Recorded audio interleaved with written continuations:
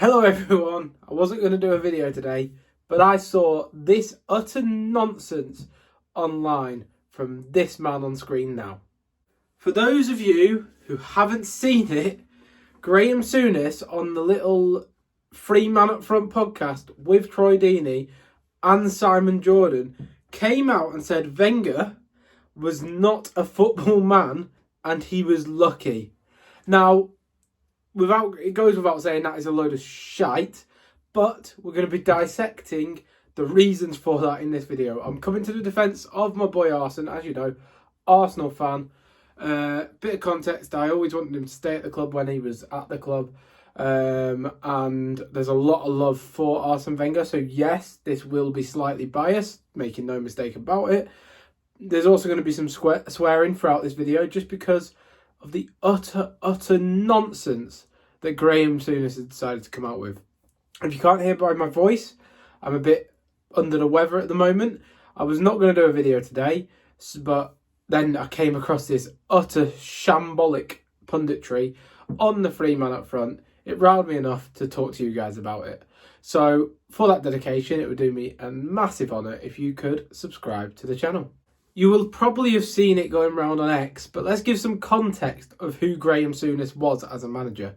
This is a manager who signed Ali Dia because he had a fake phone call ringing him up saying it was George Weah's cousin. This is the state of a manager that Graeme Souness was. And yes, I know he was well respected within the game. He took no nonsense, so on and so forth. But he was never an elite level manager like Arsene Wenger was. More to the point, Arsene Wenger has forgotten more in a year of his life than Souness has ever known about football. And there's some facts to back that up. You can maybe, through luck, win a few trophies. Like, for example, Di Canio winning the Champions League with Chelsea comes to mind. But what you cannot do is build a dynasty through luck. Let's set the scene.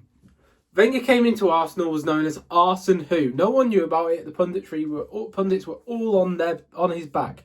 He was the first foreign manager in England, and that was a big thing at the time. And he came in and rivalled Manchester United under Sir Alex Ferguson. He was the first proper manager to give a rivalry and make one of the most iconic rivalries in the Premier League. Yes, Jose Mourinho with Chelsea later came in and took on Alex Ferguson head on. But Wenger was the first person to do it. Now, in Souness' argument, he claims, oh, he was lucky, inherited such a good back four of Adams, Bold. But that doesn't substitute for the fact he then rejuvenated that back four, bringing in Sol Campbell from Spurs, bringing in Kolo Touré, bringing in Ashley Cole through the academy, bringing in Moron at right back, and making that team into an invincible team. E.g., they didn't lose a Premier League game. Not only did Arsene Wenger craft the Invincibles and lead them out every night, he predicted it a year prior to doing it. So how is there luck? He's literally looked in the future, said, I believe that with this squad of players, this is a possibility. And then he's gone and acted ahead of time, brought in the players to do so, and then gone and won the league. Invincible. It was amazing. You've also got to factor in, he also made players. He brought in Vieira. Granted, he didn't make Vieira. Vieira was always a solid player beforehand when playing in Italy. But he brought in Thierry Henry, saw his talents as a striker and converted him there. Later on, he brought in Van Persie, changed him to a striker. Brought in Alexis Sanchez, who was known as an underutilised player at Barcelona. My point is, Arsene Wenger's talent ID was second to none. And you can't dispute that, and there's no luck about that. He forged an amazing team. Not only that, Arsene Wenger has won the record amount of FA Cup trophies out of any manager in English football. That includes Sir Alex Ferguson, and it's the oldest domestic cup competition in the world, and he has won it the record most amount of times. Secondly to that is that he has won two, and I mean two, domestic doubles, the league and the FA Cup, on two occasions. Unprecedented other than Alex Ferguson. But what a phenomenal manager. You don't get that successful just through luck. You only have to look at players who, for example, Tony Adams or Paul Merson, etc. Players who were towards the end of the career when Arsene came in, they admit openly he changed the diet, changed the way around the club, changed the sports science, brought in a new lifestyle, and he prolonged their careers by 3 to 5 years. So that type of praise from these veteran players who played under great managers such as George Graham, it's unfounded. Come on, Souness, grow up.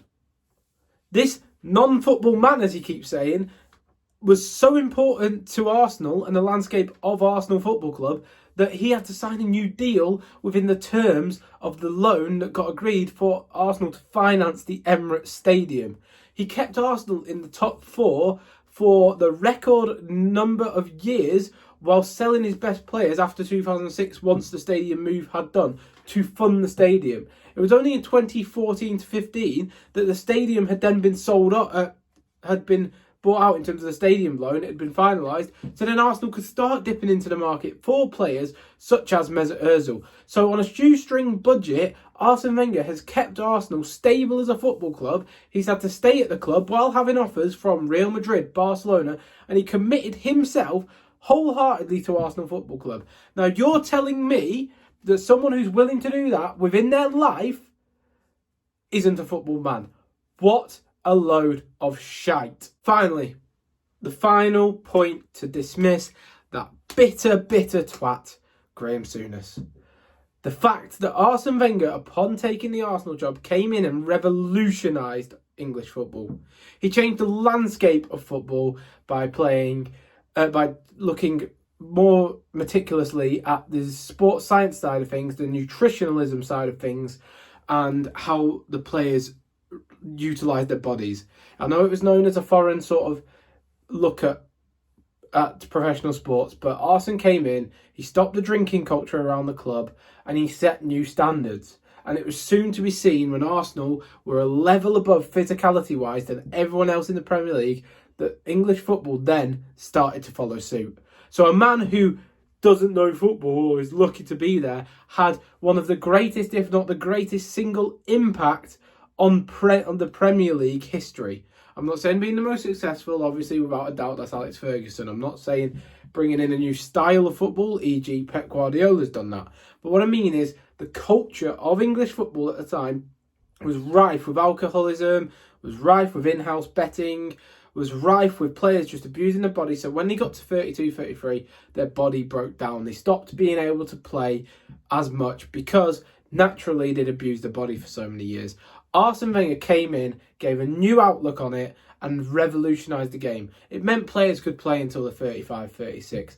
It meant players could then adapt and utilise a more professional culture and get more performance out of them.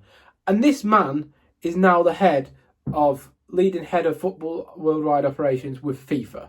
So this is a person who is genuinely a professor of football, and the disrespect that some lowlife such as Graeme Souness gives him is unbelievable. Souness, rightfully or wrongly, was always known as a well-respected pundit. This bit of analysis from him just shows a bitterness, ill contempt, and it's just a disgraceful bit of analysis. I genuinely think that if I was Simon Jordan, I wouldn't invite him back on the Free Upfront podcast. Simon Jordan and Troy Deeney are now discredited due to association with such a just a stupid statement from a stupid man. And there's history of Souness. Not against Arsene Wenger necessarily, I know they never naturally got on, but obviously the Paul Pogba stuff in the past, people said, oh, is he racist? Does he target Pogba? He absolutely targets Pogba. But I don't believe that he targeted Paul Pogba because of the colour of his skin, like many thought. I think he probably targeted him because he's French. For those of you who don't know, within British culture, the English, the Welsh, the Scottish really don't like the French. Obviously, that's more of a historic viewpoint for past generations. The newer generations generally do not really care. Like, either way, I'm going to be honest, like, I don't care at all. But I think from his bitter point of view and his old man mindset, he still has a little bit of a hatred for the French, which is where this has come from. It seems like it's a point of view that's just covered in hatred, bitterness and jealousy. And Graeme Souness you should not be on our screens anymore. In fact, you should probably be in an old people's home. I hope you have enjoyed today's video. Yes, I've gone in a bit strong, but you can't come for someone who has impacted, firstly, my football club, and secondly, well, more importantly, English football as a whole and the development of that and young players like that, and say such ludicrous, stupid things. There's been a lot of revisionism because of Wenger's later years at Arsenal. Maybe he outstayed his welcome a little bit too long, but you've got to factor it in two parts. There's a part before the Emirates, there's a part afterwards. And the sort of shoestring budget he had to do after the Emirates was built is still an impressive achievement in itself. I hope you have enjoyed. Please be sure to like and subscribe. Rant done. Thank you. Bye.